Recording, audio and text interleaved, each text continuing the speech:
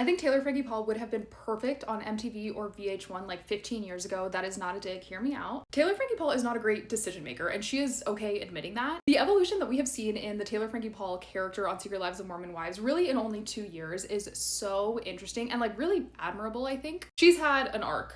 Her family is also ripe for reality television. Like, they clearly love the cameras, and they're also not really that good to her. At least, like, in what we've seen on television. They're very inconsistently supportive. I think I, like a lot of people, was a little bit surprised when they named her as the Bachelorette because she does have a record. And she's already being called the most unpredictable Bachelorette ever. I feel like in the trailers we've seen, there are already some really surprising things, like her taking roses away from people who already have them. Now, imagine if we had been able to see Taylor Frankie Paul on a style of show that was, like, following the girls from OG Team Mom, but it was a show only about her. Or like A Shot of Love with Tila Tequila, but it was Taylor Frankie Paul. Like, Tila Tequila was a MySpace icon. So while obviously this would not be like a substitute in that moment in time, but like this would have been a really good show. We spoke about this a little bit with my friend Tess, a fellow creator, on my most recent episode of Characters. The episode is called The Fall and Rise of Bachelor Nation, and we kind of talk about like what got Bachelor Nation to the point where they would cast Taylor Frankie Paul. We also talk about our predictions for the season and other like drivers of success of other dating shows. I'm really excited for this. I do not believe that she will get married at the end, but I think this is going to be such an entertaining season. And this is bringing me back into the Bachelor franchise.